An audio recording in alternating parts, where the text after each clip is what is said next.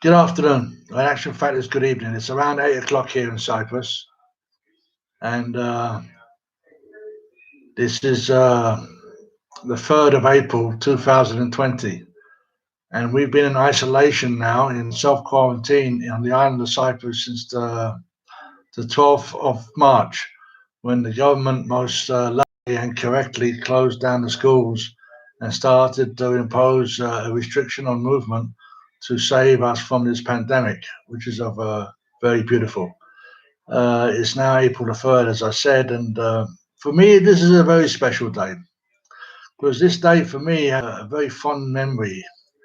I was living in London 40 years ago, and I was just 24, coming up to my 25th birthday. And I made a unique decision on that particular day.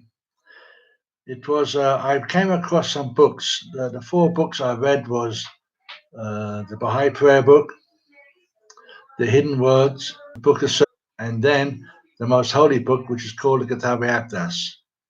And armed with the Book of Certitude, I knocked on the Baha'i Center, which was in Knightsbridge at the time, and I asked to become a Baha'i. And it's a decision I have never altered or changed. And I've never felt sad or second guessed or felt that I made the wrong decision. It's a decision of tremendous importance. In actual fact, I could safely say of biblical importance, because I was brought up Catholic, and this is my Holy Communion photograph. After I received my Holy Communion, there's a photograph. So I was very much brought up in the Catholic tradition. But like most Catholics, we don't learn to read the Bible. In actual fact, we're just told what to do, and which in reality is far removed from the purpose of God.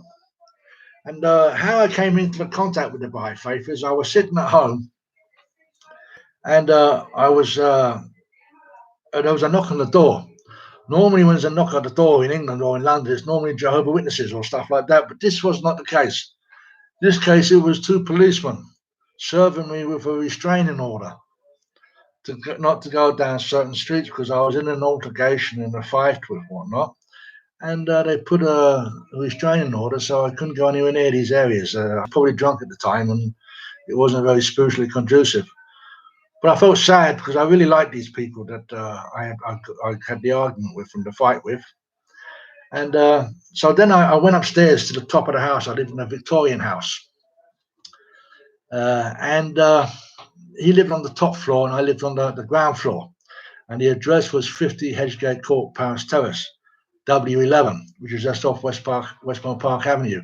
And the local pub was the Waverley, and on the other pub was the Cornwall. And then there was another pub which is less than 200 yards away called the British Oak. And the owner of the British Oak was named Noel, which is a very nice guy. I spent most of my time there drinking.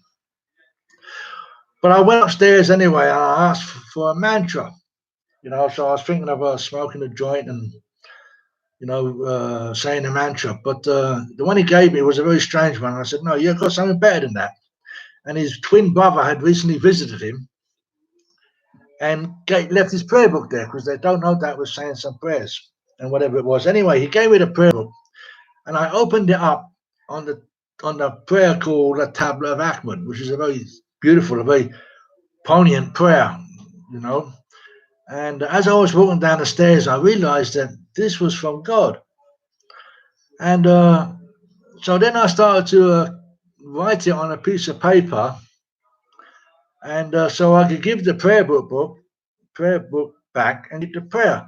But as the chap was married and his wife's name was Vivian, on the way home from work, she'd normally call in and have a cup of tea and whatnot before she negotiated the stairs because she was very pregnant. And so I made a cup of tea, and she saw me writing in the prayer book, writing the prayer into the piece of paper so I could keep the prayer. And she told me to keep the prayer book, and when I finished, bring it back. So to my amazement, that night I read the whole prayer book. And it was like this. It was an English prayer book, but it was quite extensive. And I just couldn't put it down. And so that made me sort of happy. And when I went to return it the following morning, his brother had been there again. And he left another book called Hidden Words. And that night I read the Hidden Words. So that was 2 nights with 2 books, which is very rare for somebody who suffers from dyslexia. But that's what happened. So I was very happy with that. So then this, the third day, I went to return the prayer book and also the Hidden Words, and I'll keep them for a while. And he gave me poignant and very beautiful. And a few days, it took me a few more days to read that. But then when I went to return the 3 books, he gave me the Kitabi Akdas, the most holy book, is the Laws and Ordinances. And that was probably about 2 weeks. It was in March that he gave me these books. And then on with the Book of Certitude, which was an English publication, I was thinking about it and I thought, I really believe this. And, and there's very few things in life you can be certain of. But the potency and power of this most holy book really struck a chord. And somehow my heart told me that this was from God. It's hard to think that God is so busy and so that he can't take time off. God doesn't work like that. It's not an intervention. God lays certain things and puts it out into the consciousness of the world, and it's there. And if you're sincerely looking for him, you will find him. So I must have been one of these people that was sincerely looking for God, and I came across these prayers and the Book of Certitude, and it touched my heart, and I realized that it was from God. I didn't have a great deal of knowledge on the historical aspect of it all, but my heart told me that the voice was God. And this is something which is echoing through all of Christianity. When Christ was saying, "My sheep know my voice," and it's the voice of God that's in the Bible, not the voice of the priests or whatever it was like that. It's your own relationship to God that matters to God. And so with that, I was going to ask my parents, my mother and my stepfather, and my aunt and uncle.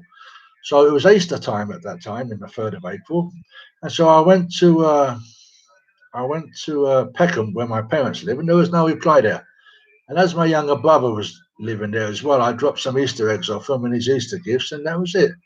And the opposite end of London was a place called Hounslow West, or Boston Manor, and that's where my uncle and aunt lived. And I had 2 cousins, Patrick and Carmel, and I went to drop their Easter eggs off. And believe it or not, there was no reply there either, as there wasn't on my mum. So I just left them there, and the questions I wanted to ask, I didn't. So then the next place I had to go was to the Baha'i Centre, number 27 Watling Gate. And I was getting the 52 bus from Queensway, or a bus from Queensway today, and then I was going to get another bus to get to Watling Gate. And while I was standing at the bus stop waiting for the bus, it was where, I don't know if you know Bayswater Road at all. It was, I think it's called Ladbroke Grove.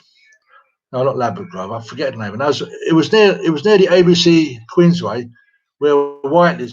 There was a bus stop there. There was a 27 and 26 and stuff like that, and 28. I think, I forget now. So long ago, 40 years ago. And while I was waiting there, I was walking backwards and from the bus stop to this hoarding, that's construction site on the corner there, next to the picture house, the ABC picture house. And I noticed this woman was reading a very, very big book. Like it was at least 2-3 times the size of that. And on big letters was the Day of Judgment. And I said, my God, here's she reading about it, and here am I confronting with it. So that day, I looked at the Baha'i Centre. It was in the afternoon and the evening. And I asked to become a Baha'i. They gave me a declaration card. And then I went home and went upstairs to the chaps who gave me the books. Two brothers. They were twin brothers, actually. I won't mention their names. And I signed and declared as a Baha'i. And I've never looked back since that day. And it's the most beautiful time. But what's making me think about that now is here we are in the world. The world is in a global pandemic. And we have about 3.5 billion people who believe in God, truly believe in God. And when you look at what that belief is, that means for the Muslims, 1.5 billion believe that Angel Gabriel talked to the Holy Prophet Muhammad when he was in the mountains of Peran and told him read in the name of thy Lord. All right. And he believed. And in the time of Mary, when she was in the grotto, an angel Gabriel appeared to her as well and told her that she was with child. And yet she claimed she did not know any man, you know. And you try to think like, well, how does this all work with, so many millions of people that are possibly going to die in a not too distant future because of circumstances which are in the world? And what we realize is that man is stubbornly clinging to old patterns of behavior that are no longer beneficial. We now realize that when the scientists were telling us to be careful with emissions and stuff like that, politicians and big business are not interested in that. They're more interested in the bottom line and make as much money as possible. And we're starting to reflect now in our home and in our self-isolation. And if you want to go out now, you have to fill one of these forms. And this form gives you the ability to leave. It says declaration of citizen movements in exceptional circumstances, in exceptional cases. You have to put your name, your telephone number, your passport number, your address, and your reasons for going. For physical exercise, for physical activity, or for walking your dog or to do some shopping. And then you have to sign it, put a date it, and then put the time you leave. And you can't be more than an hour, maximum 3 hours per day. And that's what this is like. So this book is the book that not this one in particular, like, but this is one I've had this since 1981 actually, and it's called The Book of Certitude, and it's a very beautiful book. I would like to read from you, like, but if you're interested, right. The essence of these words is this: they that tread the path of faith, they that thirst for the wine of certitude, must cleanse themselves of all that is earthly, their ears from idle talk, their minds from vain imaginations, their hearts from worldly affections, their eyes from that which perisheth. They should put their trust in God and hold fast unto him, following in his ways. Then will they be made worthy of the effulgent glory of the Son of divine knowledge and understanding, and become the recipients of a grace that is infinite and unseen, insomuch as no man can ever hope to attain unto the knowledge of the all glorious, can never grow from the streams of divine knowledge and wisdom, can never enter the abode of immortality or partake of the cup of divine nearness and favor, unless and until he ceases to regard the words and deeds of mortal men as a standard for the true understanding and recognition of God and his prophets. And that's the first page of that book, which is incredibly beautiful, like, And there's another quotation, the hidden words that I committed to memory, and it says, O Son of Light, sever thyself from all else except thee, and cling fast to that. This is the essence of my commandment. Turn unto it. Right? That's the hidden words, like. And it makes you wonder just how beautiful and unique the world is, and how it's a gift to be alive at any time. And it's the selfish few that make it difficult for everybody. That 1% of the world population, that's greed is unquenchable. It just cannot be quenched. Anyway, I hope you're all well. You're in my prayers and in my thoughts. And I look forward to seeing you soon. Take care. Lots of love.